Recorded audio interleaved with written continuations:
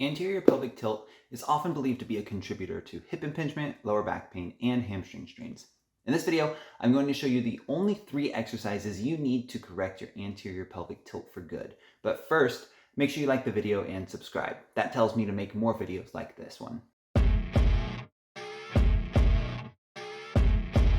As technology advances, we spend more and more time sitting at a computer. Staying in this position all day has costs, including weakened abdominal and hip extensor muscles, and restricted lower back and hip flexor muscles.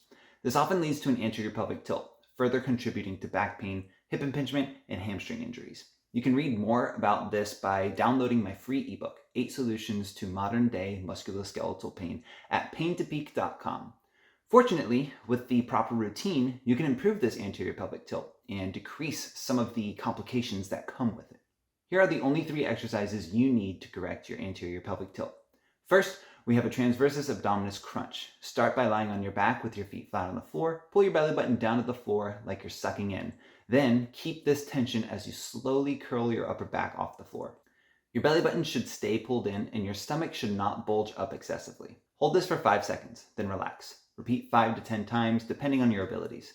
This exercise will help you stabilize the spine and pelvis in a more neutral position and make the next 2 exercises more effective and less painful. Next, we have a simple hip flexor stretch. Get into a half kneeling position using a foam pad or pillow to support the knee. Pull in your belly button, squeeze your glute, and think about getting the top of your head to the ceiling. You should feel a stretch in the front of the hip.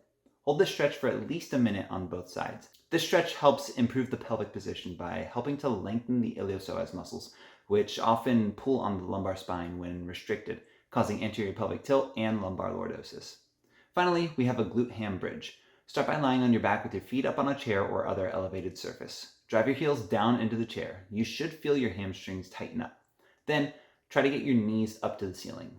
Once you've gotten them as high as possible, squeeze your glutes and drive the knees over your toes. You should feel a strong contraction in your hamstring and gluteal muscles.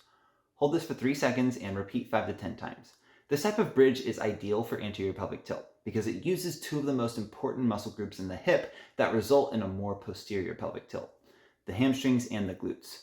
Now you may feel cramping in your hamstrings with this one. That's a good thing, but it is uncomfortable and can make you sore. Cramping during new exercises is often a result of the brain not being familiar with the movement, so it doesn't quite know how to coordinate the movement. So it sends a ton of signals into that muscle group. But again, cramping is very uncomfortable. Because of this, there are 2 ways you can handle cramping, depending on your comfort level. First, if you can tolerate the discomfort, you can lean into the cramp. So when the hamstrings cramp, you actually try to make them cramp more. Just make sure you slowly take the tension off when you're done with the exercise. Alternatively, you can use a partial range of motion. Get really close to where you feel like you're going to cramp, and then stop before you get to the cramping range of motion. Over time, this can help reduce cramping in further ranges of motion. Consistently performing these exercises will help you correct your anterior pelvic tilt and reduce any back pain, hip pain, or hamstring injuries related to anterior pelvic tilt. I hope you found this video helpful. If you did, check out the ebook, 8 Solutions to Modern Day Musculoskeletal Pain, at paintopeak.com. And make sure you like and subscribe so I know to make more videos like this one to help you get out of pain. Thanks for watching.